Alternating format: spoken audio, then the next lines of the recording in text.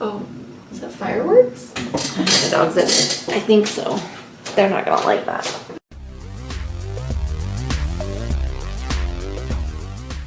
Hey, it's Megan. And Sue, The Spine Breakers.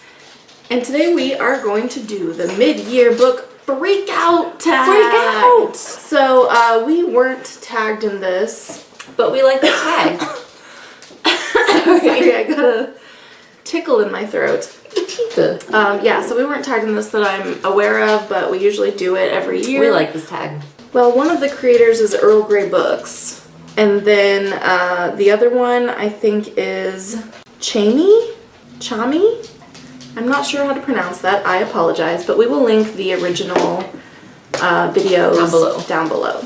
And while we do this tag, we are going to be drinking Apollo's Orbit, which is a black lager from Schlafly Brewing Company. Schlafly, which is in St. Louis. St. Louis. Sorry, I was holding it weird. It's very delicate.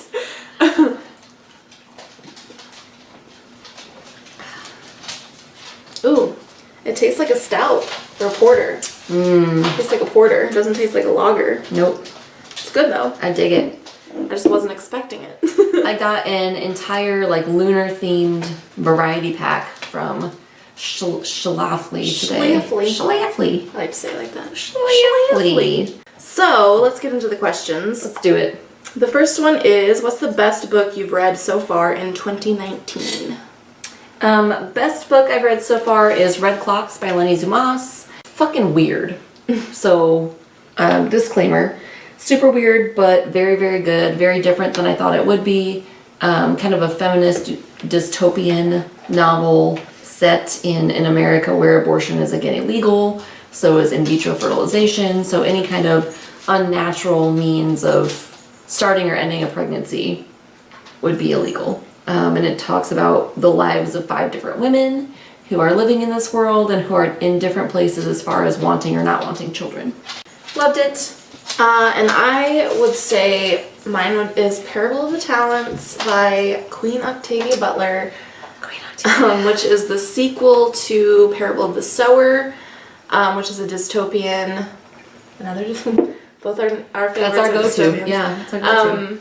But it's set in a not so distant future in America, and there's been like a economic and environmental collapse, and it follows this one particular teenage girl who's trying to survive in this world and also is developing her own religion based on the concept that God is change. And I thought that the sequel was like Parable of the Sower was great. It was really good, but Parable of the Talents was like amazing. Amazing. Loved it. So the second question is, what is the best sequel that you've read so far this year?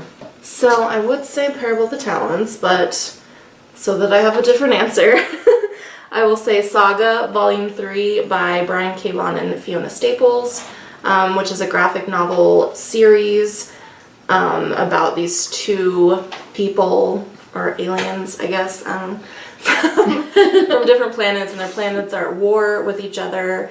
And they fall in love, but their love is forbidden. Forbidden love.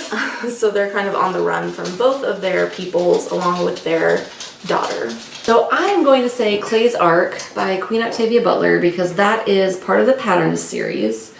And in that novel, there's this virus that it's kind of like a parasite, but not really. Like the virus itself is parasitic, but the host has to spread it. And so once they are contaminated with it, they have to either like scratch a person or have sex with a person and spread this virus.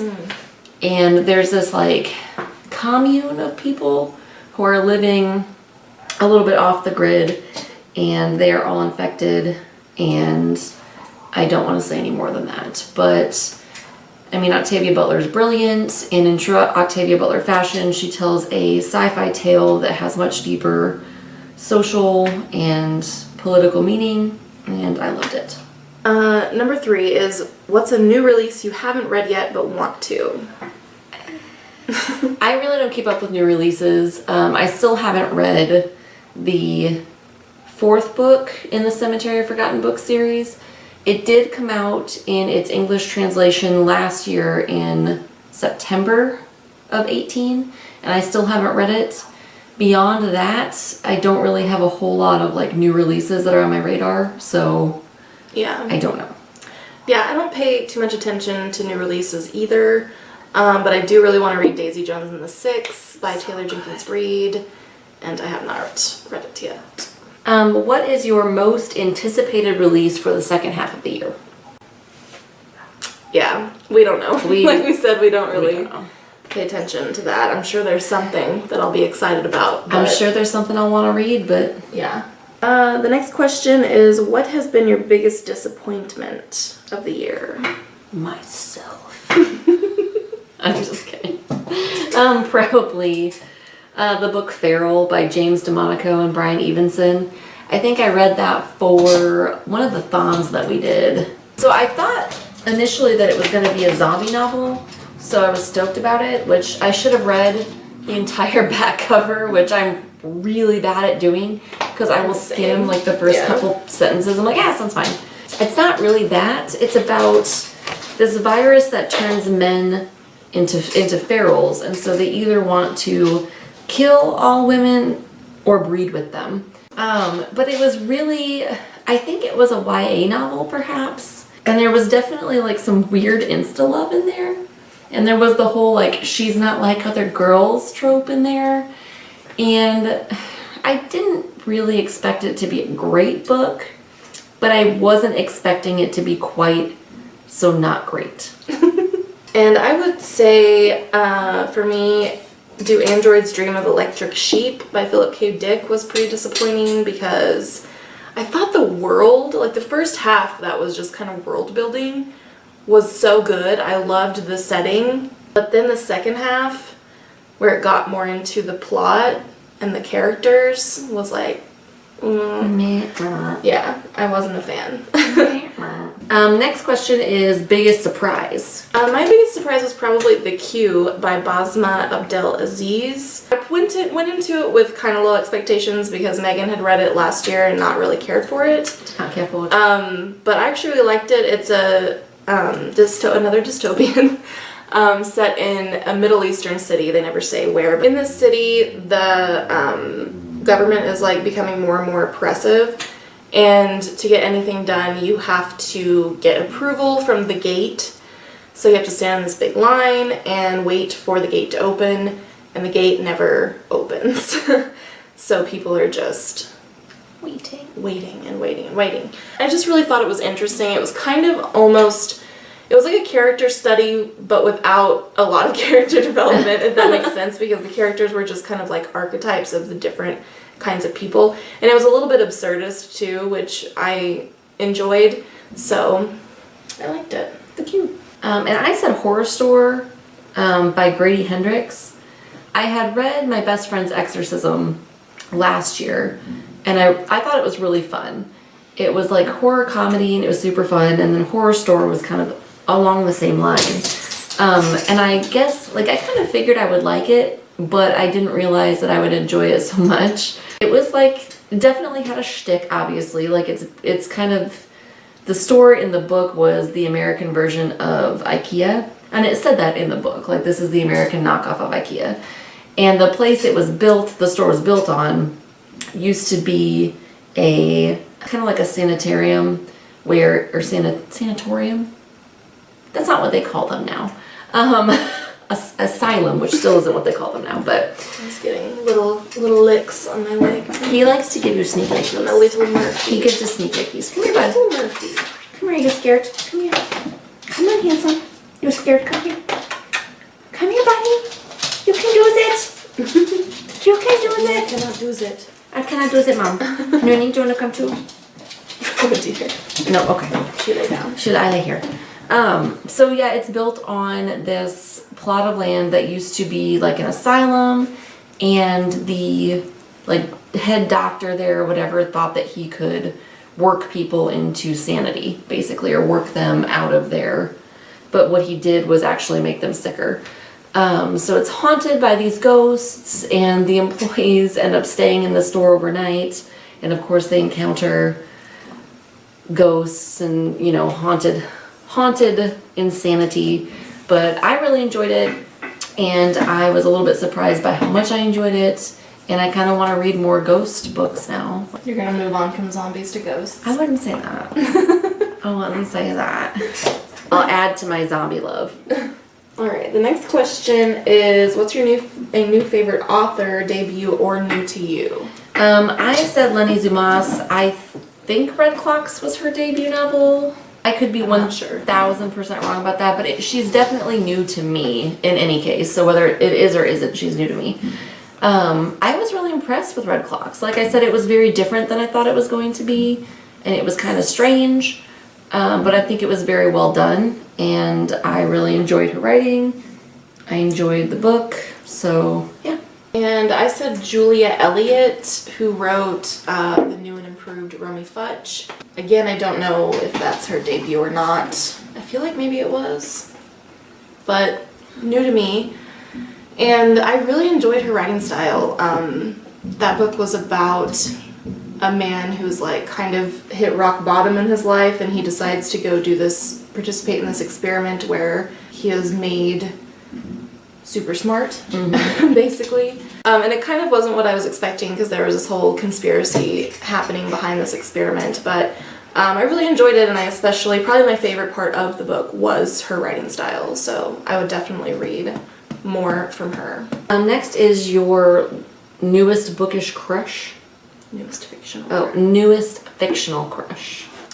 I said The Cyclops from the Vor by what the hell was his name? Oh, fuck. Catlin?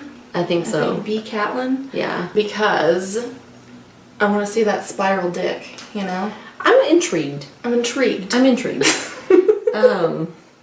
And he like cured a woman's blindness by having sex with her. I'm very intrigued. So like, I need a piece of that, you know? Yeah, let me see some of that. I said the T-Rexes from Jurassic World, or what is it?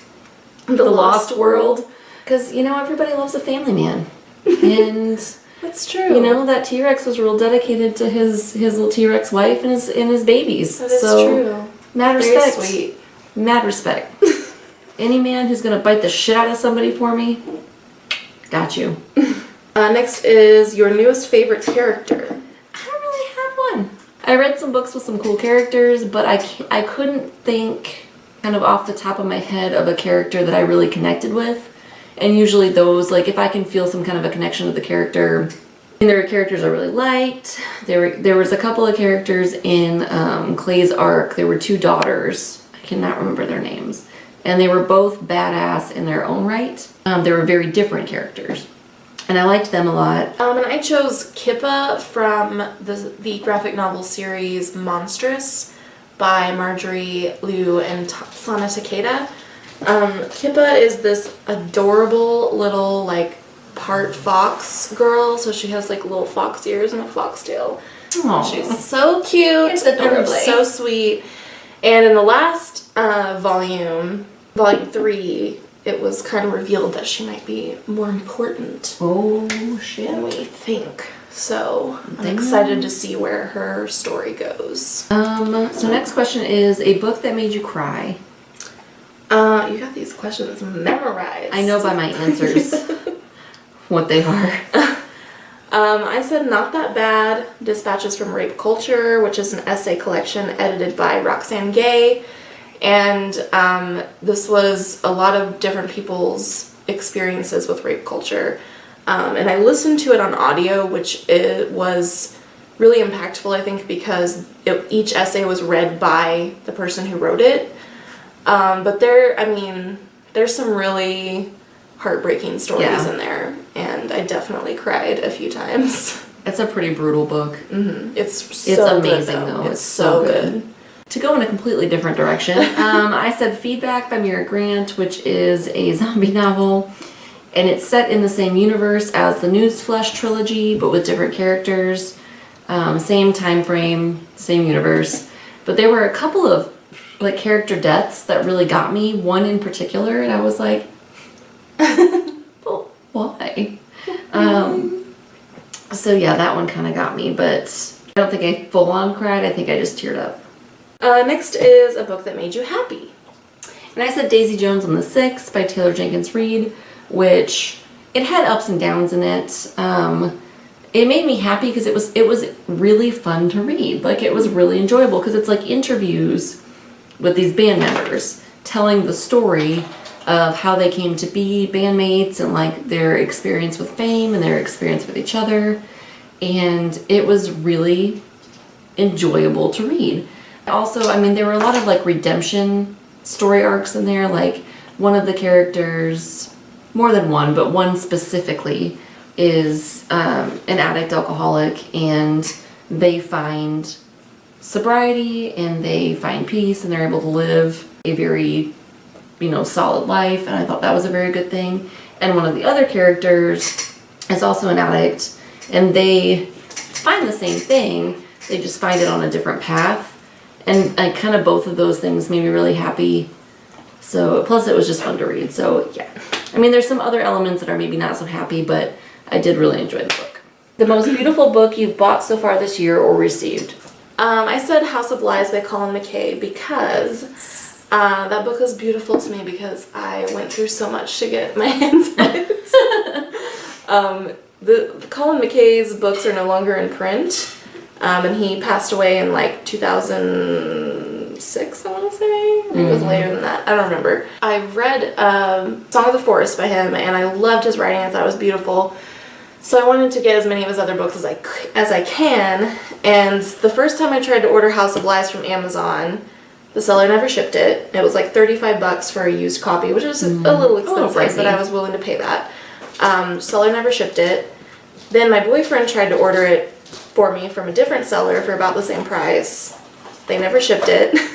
Then the price shot up to like, I think it was at like $800 or $900 It or was something for yeah. a copy of it. And I was like, well, fuck it. I'm not paying that. Hell no. And then I kind of like kept an eye on it. Every once in a while I'd check and try to search for it and find it elsewhere. And then one day I found it on Amazon again, listed for only like $38.